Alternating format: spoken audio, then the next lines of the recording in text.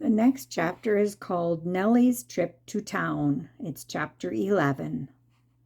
The rain was splashing down and I was bored.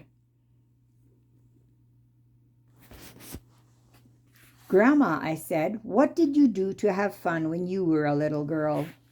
Oh my, said Grandma, there was lots to do on the farm.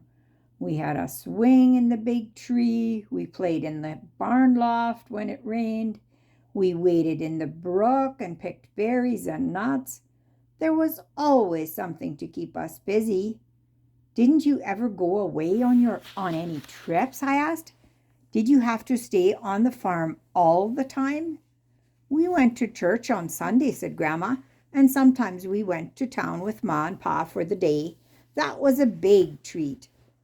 Grandma worked on her crocheting a few moments. Then she chuckled and said, I remember one trip to town that had a funny ending. Run and get me another ball of thread, and I'll tell you about it. I hurried back with the thread, and Grandma began the story. It was a Friday, I remember. Pa had several errands in town, and Ma wanted to do some shopping. So it was decided that the whole family would go and make a day of it. The boys hurried through their chores while Ma and I packed a lunch to take along. We were soon ready and on our way. I went with Ma to pick out dress goods and other things she needed, and the boys went with Pa. We were to meet at the buggy later in the afternoon to get our lunch. We were going to picnic in a little grove at the edge of town. Pa tied Nelly to a hitching post near the blacksmith shop, and we all went our separate ways. Ma and I took a long time picking out material and buttons and thread. Of course, there were other things to look at, too. By the time we got back to the blacksmith shop, Pa and the boys were already there. Pa was looking up the road with a puzzled expression, and the boys were running around the back of the shop. Nelly and the buggy were nowhere to be seen. Ma wasted no time in coming to the point. Pa, she said, where's Nelly? I don't just know, Pa replied, but she doesn't appear to be here. Did you tie her tight? Ma asked. Could she have slipped the reins off the post and gone on home? That's not likely, said Pa. I'm sure I tied her as tight as usual. There must be some explanation for this. Well, said Ma, I wish you'd find it in a hurry. Our lunch is in the buggy and it's getting late. Yes, Pa said. I'm hungry. We'll find Nelly all right, said Pa. Don't worry. I'll go ask around and see if anyone saw her start away. No one had. The blacksmith had noticed several buggies come and go, but he couldn't say who was in them. There were still several horses tied there, but none of them was Nelly. Anyone who had noticed a horse pulling an empty buggy would surely have stopped it. Evening was coming on, and we children were getting hungrier. Ma was getting more worried, and Pa had exhausted all the possibilities he could think of.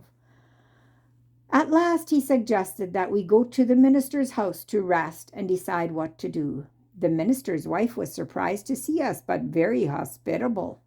Why, of course you'll stay here, she said, when she had heard the story, and after supper, Will can take you out to your place. I'm sure your horse must have gone home. We were glad she mentioned supper. The thought of the long ride home with nothing to eat was not a pleasant one for us children. The women began to prepare the meal, and Pa and the minister discussed our problem. There was never any thought that Nelly had been stolen. People just did not steal horses and buggies in our little town. Perhaps some mischievous boys had untied the horse, but even that didn't seem likely with people around all the time. There seemed to be no more to do about it that night. So after supper, the minister hitched up his buggy, and we got in for our trip home. It was dark now, and only a few people were left on the street. Light shone from the blacksmith shop, however, and as we approached it, Roy called out, "Look, Pa, there's Nelly, right where we left her." The minister stopped the horse and Pa jumped down. Sure enough, there was Nelly and the buggy. Pa walked around and looked at the horse in disbelief. Nelly looked back at him as if to say, "Well, where have you been? Don't you know it's dark?"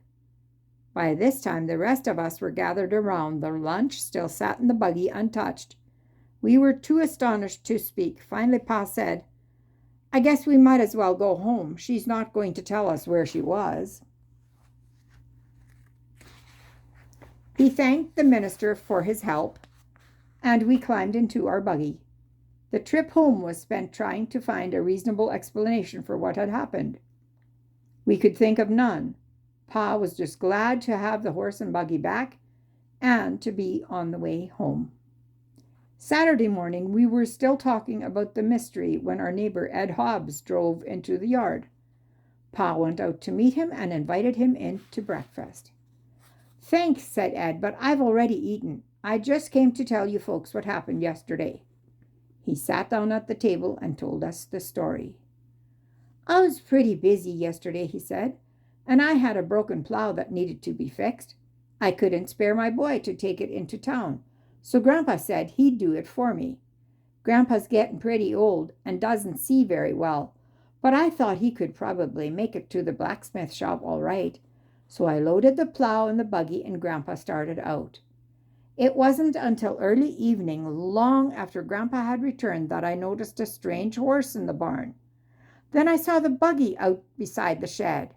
I went into the house to see who was visiting. Grandpa was dozing by the fire, and there was no one else in the kitchen but the family.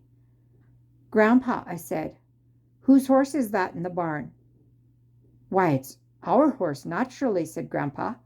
Whose did you think it was?" "That's not our horse, Grandpa," I said. "It looks like Brother Odell's horse and buggy to me." "Brother Odell?" said Grandpa. "Is Brother Odell here? Why didn't he come in and sit a spell?" "No, Grandpa," I replied. "Brother Odell isn't here. I think you brought his horse and buggy home." "Now, why would I do a thing like that?" asked Grandpa indignantly. "I wasn't anywhere near the Odell's place today." "I gave up on Grandpa," said Ed. "I hitched up your horse and drove it into town. There was our horse and buggy right in front of the blacksmith shop. The blacksmith said you had been looking for your horse, but he didn't know where you had gone on, so I tied her up and came on home. I figured I'd come and tell you about it first thing this morning. I'm sorry about Grandpa. I won't send him on any more errands into town." Pa laughed as hard as we children did.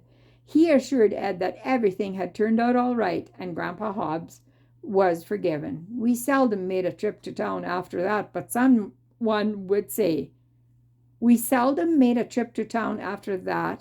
that someone wouldn't say, "Remember when Grandpa Hobbs took Nelly home by mistake?" I guess that was the most memorable trip to town we had when I was a little girl.